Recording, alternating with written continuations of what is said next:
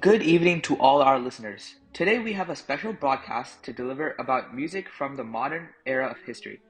Decades of shifts in artistic style and the emotions of citizens have led to what we now look at as modern music, and the two countries we will explore today are Russia and Germany. Music from these two countries were similar because of their strong correlation with Romanticism, but differed because German music tended to stick to traditional style, while Russian music widely varied from what was already present.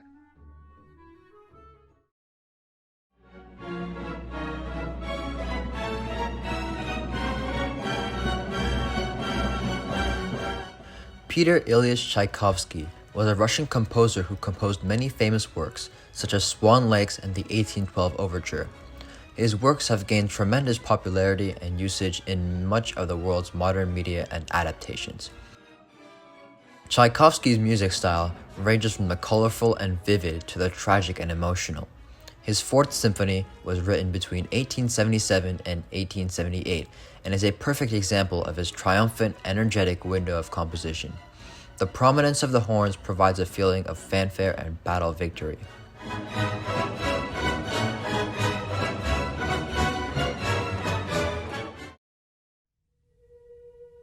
However, this is not all that Tchaikovsky can compose. Another of his pieces, Hymn of the Cherubim, illustrates his perspective on ambient and eerie music.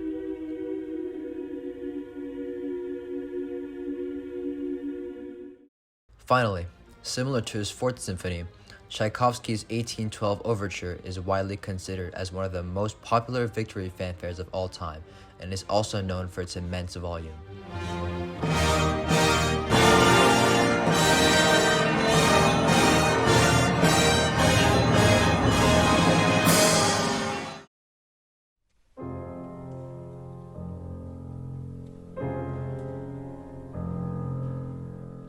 Sergei Rachmaninoff, born in 1873 and died in 1943, was a Russian composer in the Romantic time period. Rachmaninoff started to show symptoms of depression after his idol, Tchaikovsky, died. In his music, these dark emotions can be heard and felt. The premiere of his Symphony No. 1 was a colossal failure, and he fell into a deep state of depression once again. He also developed writer's block and could not compose any music. His family soon urged him to visit a hypnotist, Dr. Nikolai Dahl, and his mental condition soon improved. He wrote the famous Rachmaninoff Piano Concerto No. 2 after this, which was dedicated to Dr. Dahl. At the beginning of this piece, you can hear the piano playing notes that repeatedly go high and then low, which can be compared to a pendulum swinging back and forth. This is a technique commonly used in hypnosis. This piece tells you the story of his depressive time period. It has sections that display happiness, areas that display struggle, and of course, melancholy sections.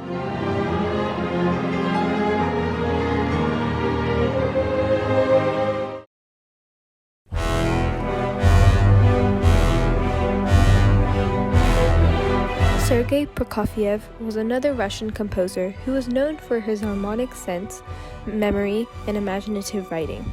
He composed many famous pieces, including Romeo and Juliet, which is a ballet inspired by Shakespeare's play of the same name.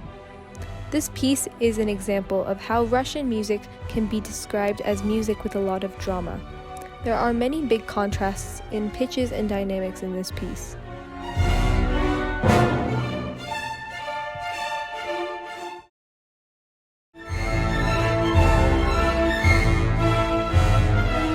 Russian music is the child of Romanticism. Most classical music from Russia was composed in the Romantic period. Another example of a Russian composer would be Prokofiev. Prokofiev wrote well-known pieces such as Romeo and Juliet and his Piano Concerto No. 3. Romantic music tends to be quite dramatic, and many Russian classical pieces follow suit, considering the fact most of them were composed in the Romantic time period. Another cause of dramatism in Russian music is because of the events happening in the country at the time. There was a lot of conflict during the modern era in Russia, and many musicians incorporated emotions associated with the current events at the time into their music.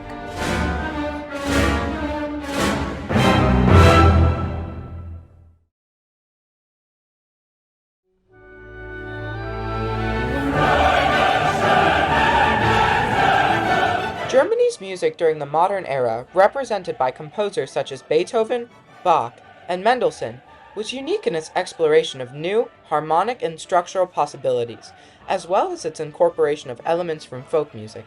Beethoven, for example, pushed the boundaries of classical forms such as the symphony and sonata, while Bach's intricate counterpoint and Mendelssohn's use of traditional German folk melodies helped to define the German musical identity. Additionally, the works of these composers were central to the development of Romanticism in music, which emphasized emotional expression and individualism. Overall, the music of these composers continues to be highly regarded and influential in the classical music world. Ludwig van Beethoven and Johann Sebastian Bach were both composers from the classical era of music, which spanned from the mid-18th to early 19th century. Beethoven was a German composer who is widely regarded as one of the greatest composers of all time. He wrote 9 symphonies, 5 piano concertos, 32 piano sonatas, and 16 string quartets, among other works. One of his most famous works is the Symphony No. 9 in D minor, which includes the famous choral setting of Friedrich Schiller's poem, Ode to Joy.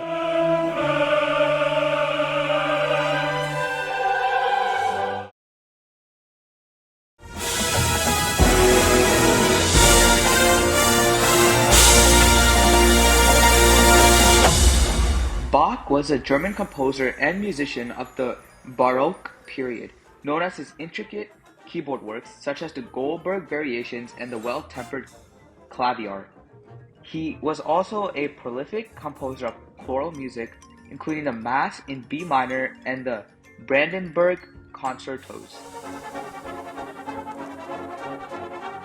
Both Beethoven and Bach's music was heavily influenced by Germanic musical traditions, including the use of counterpoint, polyphony, and fugue.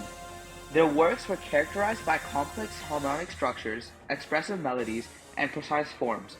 They are both considered masters of art of composition and have a profound influence on Western classical music.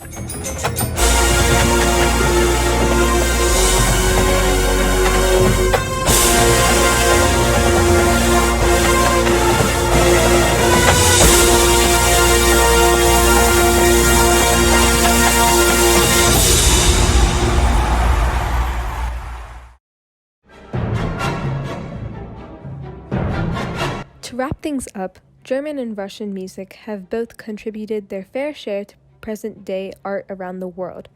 Any random stranger on the side of the road will be able to recognize the theme of Beethoven's Ninth Symphony, and many movie soundtracks would be incomplete without the theme of Romeo and Juliet. It is important to evaluate the impact that these styles of music have and the unique qualities which make them special.